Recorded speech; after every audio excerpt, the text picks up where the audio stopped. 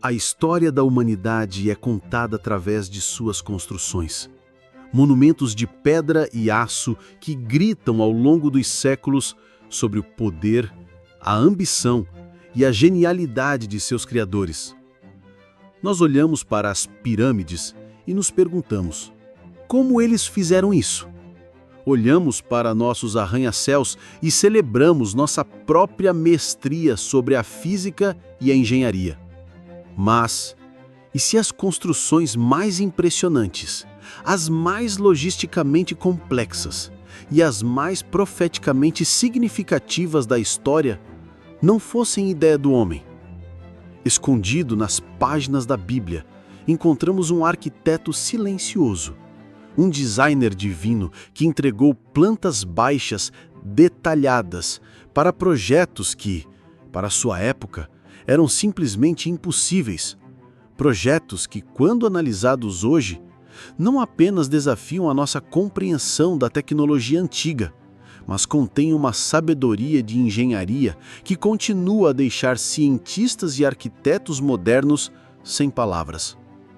Muitos leem a Bíblia como um livro de regras ou de histórias espirituais, mas hoje vamos lê-la como um manual de engenharia, um portfólio de construções divinas.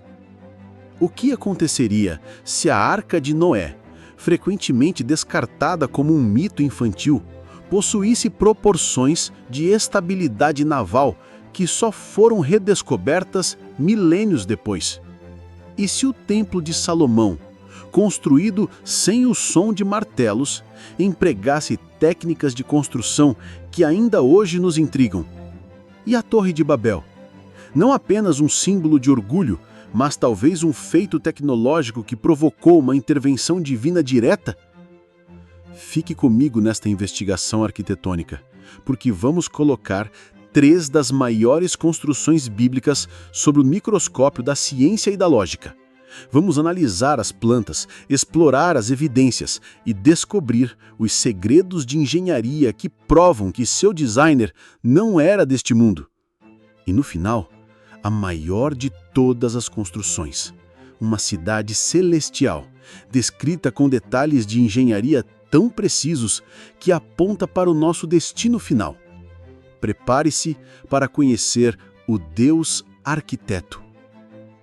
O mundo ordinário da nossa era moderna é um de ceticismo. Vivemos em um tempo que idolatra a ciência e a razão. A narrativa padrão é que a humanidade evoluiu lentamente, de ferramentas de pedra a foguetes espaciais.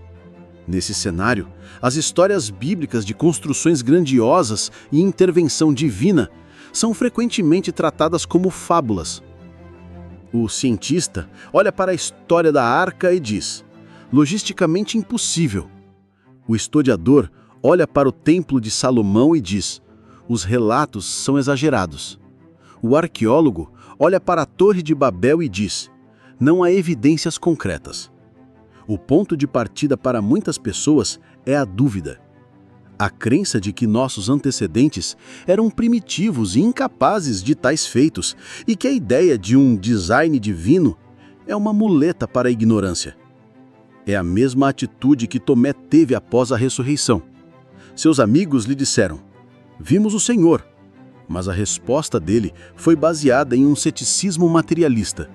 Se eu não vir o sinal dos cravos em suas mãos, de maneira nenhuma o crerei. Ele precisava ver para crer. O mundo moderno opera sob o mesmo princípio. Você já sentiu sua fé abalada pelo aparente conflito entre as narrativas da Bíblia e as explicações da ciência moderna? A chamada para a aventura da fé, neste caso, é um convite para olhar mais de perto, para não aceitar o ceticismo superficial, mas para investigar as evidências contidas no próprio texto bíblico, como se fosse a planta de um engenheiro. Vamos começar com o projeto de sobrevivência mais famoso de todos os tempos. A chamada para Noé foi construir uma arca com dimensões específicas: 300 côvados de comprimento, 50 de largura, 30 de altura. Já vimos que isso dá um navio colossal. Mas o ceticismo pergunta: isso flutuaria? e resistiria a um tsunami global? A genialidade está na proporção 30, 5, 3. No século XIX, o famoso engenheiro naval britânico Isambard Kingdom Brunel construiu o SS Great Britain, um navio revolucionário para sua época, usando proporções muito semelhantes. Em 1993, o Dr. Seon Hong, do Instituto de Pesquisa de Engenharia Naval da Coreia do Sul, conduziu um estudo de viabilidade sobre a Arca de Noé. Sua equipe de pesquisadores concluiu, e eu cito, que as proporções da arca são quase perfeitas. O estudo confirmou que a estabilidade do navio era tão robusta que poderia suportar ondas de até 30 metros de altura. A conclusão deles? O navio bíblico é desenhado com uma segurança que vai além do que os navios modernos exigem. Faze para ti uma arca da madeira de gofer. O que é madeira de gofer? Ninguém sabe ao certo. O termo só aparece aqui. Mas a instrução para cobri-la por dentro e por fora com betume, piche, é crucial. O betume é um selante natural, à prova d'água, mas a aplicação dupla revela um design inteligente. O betume externo protege contra a água. O interno impede que a água, que inevitavelmente se infiltre na madeira, a encharque e a podra por dentro, garantindo a integridade estrutural por um longo período. O mais importante, a arca não tinha leme nem velas. Não foi projetada para ir a lugar algum. Era uma barcaça projetada para flutuar e sobreviver. Seu design de caixa de sapato a tornava desconfortável, mas maximizava o espaço interno e a estabilidade. Era perfeitamente adequada ao seu propósito. A pergunta cética, como Noé navegou, é a pergunta errada. Ele não precisava navegar. Ele precisava confiar que o piloto divino o levaria ao seu destino. A engenharia da arca é uma evidência que silencia o cético, apontando para um conhecimento de hidrodinâmica muito à frente de seu tempo. Você ficou impressionado com a engenharia da arca? Comente #Engenharia Divina. A próxima construção em nosso portfólio é talvez a mais bela já erguida na Terra, o Templo de Salomão. A planta não foi de Salomão, mas de seu pai, Davi, que a recebeu, como ele mesmo disse, tudo isto por escrito da mão do Senhor sobre mim. Era um projeto diretamente do céu. A escala era monumental. Salomão usou 30.000 israelitas para extrair madeira de cedro do Líbano, outros 80.000 para cortar pedras maciças nas montanhas e 70.000 para transportá-las.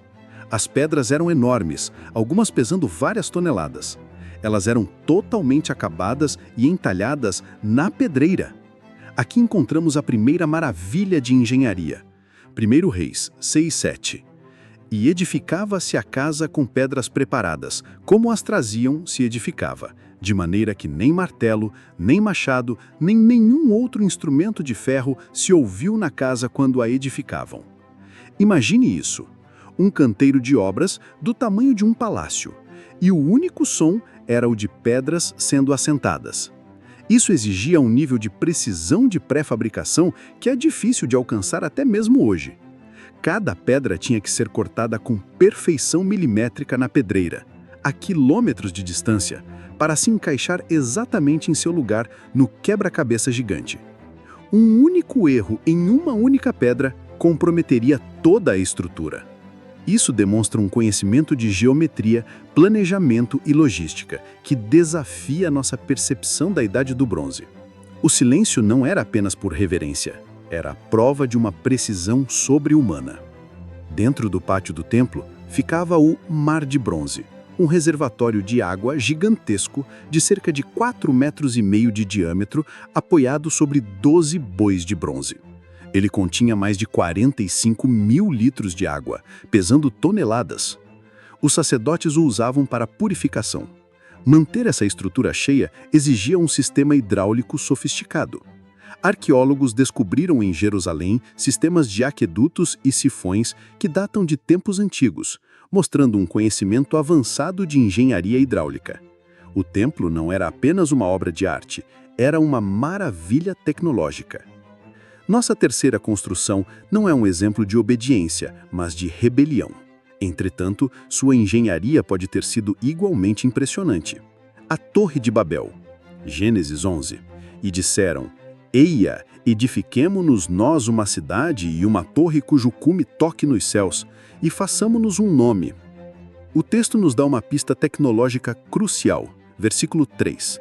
E disseram uns aos outros: Eia, façamos tijolos e queimemo-los bem. E foi-lhes o tijolo por pedra e o betume por cal. Até aquele ponto, a maioria das construções era de pedra ou tijolos de barro secos ao sol. A invenção do tijolo queimado foi um salto quântico. Tijolos queimados são imensamente mais fortes, mais duráveis e resistentes à água. Usar betume, piche, como argamassa criava uma estrutura ainda mais sólida. Eles descobriram a fórmula para construir mais alto e mais forte do que ninguém antes deles. Mas por que esta torre provocou uma intervenção divina tão direta? A frase cujo cume toque nos céus não é apenas uma metáfora para a altura. Muitos estudiosos e textos antigos sugerem que os zigurates da Mesopotâmia não eram apenas torres, mas eram vistos como portais, pontos de conexão entre a Terra e o reino celestial. A ambição de Nimrod e daquela geração pode ter sido mais do que apenas fama. Pode ter sido uma tentativa de reabrir a conexão com o reino espiritual de uma forma profana, buscando o poder dos céus sem a permissão de Deus. A intervenção de Deus, confundindo as línguas, não foi um ato de insegurança, foi um ato de misericórdia, impedindo a humanidade de mergulhar num tipo de ocultismo e rebelião tecnológica que poderia ter destruído a todos. Nós cruzamos o limiar do ceticismo ao examinar a planta baixa divina. As provas são a hidrodinâmica, a logística silenciosa, a tecnologia do tijolo. Nossos aliados são os poucos cientistas e pesquisadores corajosos que ousam levar o texto bíblico a sério. A escuridão é a arrogância do homem em Babel, tentando alcançar os céus por suas próprias forças. A provação é a pergunta: você confia na sabedoria do mundo ou na engenharia de Deus? A recompensa é uma fé fortalecida, não cega, mas informada. O caminho de volta é a nossa confiança renovada na palavra de Deus. Não como um livro de contos de fadas, mas como um registro histórico e profético. A ressurreição é a nossa percepção da Bíblia, que se levanta das cinzas do ceticismo. O elixir é o testemunho final. Nosso Deus não é apenas um salvador. Ele é um gênio da engenharia, um mestre construtor, um arquiteto cujo design é sempre perfeito. A arca, o templo, a torre. 3 projetos, 3 vislumbres da interação de Deus com a engenharia humana. A arca foi o projeto de Deus para a salvação da humanidade.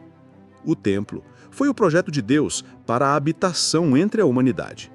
E a Torre de Babel foi o projeto do homem para a usurpação da glória de Deus. Essas construções não são apenas relíquias do passado. Elas são tipos e sombras de uma realidade espiritual. E elas apontam para a maior de todas as construções, o projeto final do grande arquiteto. No livro de Apocalipse, o apóstolo João recebe a planta baixa da construção final, a Nova Jerusalém. E, novamente, os detalhes são de uma engenharia de tirar o fôlego. E mediu a cidade com a cana, e tinha 12.000 estádios, e o seu comprimento, largura e altura eram iguais. É um cubo perfeito ou uma pirâmide, com aproximadamente 2.200 quilômetros de lado, uma mega estrutura celestial. Seus fundamentos são 12 tipos de pedras preciosas. Suas 12 portas são 12 pérolas maciças. Suas ruas são de ouro puro como vidro. E o detalhe de engenharia mais impressionante, Apocalipse 21:20. E nela não vi templo, porque o seu templo é o Senhor Deus Todo-Poderoso e o Cordeiro. A construção final não precisa de um templo, porque o propósito de todas as construções anteriores, a habitação de Deus com o homem, será finalmente e perfeitamente cumprido. As construções bíblicas deixam o cientista sem palavras, não apenas por sua engenharia, mas porque elas apontam para uma verdade que a ciência materialista não pode medir. Há um designer. E ele não apenas projetou o universo, ele projetou um plano de redenção e um lar eterno para nós, com especificações mais gloriosas do que podemos imaginar. O ceticismo do mundo desmorona diante da evidência da sabedoria de Deus. Ele não é um Deus de caos, mas de ordem. Não de mito, mas de propósito meticuloso. A pergunta não é se essas construções são possíveis, mas se você confia no arquiteto que as projetou. Declare sua fé neste mestre construtor. Senhor, eu confio no teu design para o universo e para a minha vida. Constrói em mim a tua morada. Da arca que nos salva do juízo, ao lar eterno que ele prepara para nós, toda a Bíblia é o testemunho de um poder de um Deus arquiteto. Eu creio que Deus está restaurando a fé de pessoas que foram abaladas pelo ceticismo. Ele está te mostrando que não há conflito entre a verdadeira ciência e a sua palavra, porque Ele é o autor de ambas. Ele está te dando uma nova admiração por sua mente brilhante e por seu cuidado detalhado com a sua criação e com você. Se esta mensagem construiu algo novo em você, compartilhe os alicerces. Nossa jornada pelos mistérios da Bíblia continua. Inscreva-se no canal e ative o sininho. Nosso próximo vídeo será o Jardim do Éden, onde ele realmente ficava. Evidências geográficas e arqueológicas. Quem você conhece que ama história, mistérios e talvez tenha dúvidas sobre a veracidade da Bíblia? Este vídeo é a ferramenta perfeita. Envie para eles. Vamos construir pontes de fé. Para declarar sua admiração pelo grande arquiteto, comente com a hashtag #DeusArquiteto e diga qual das construções bíblicas mais te fascinou. A Bíblia não é apenas um guia para o céu, é a planta baixa que revela a mente do nosso Criador. Confie no seu designer. Ele é o mestre construtor, e a obra que ele começou em você, ele é fiel para completar. Porque toda a casa é edificada por alguém, mas o que edificou todas as coisas é Deus. Hebreus 3:4.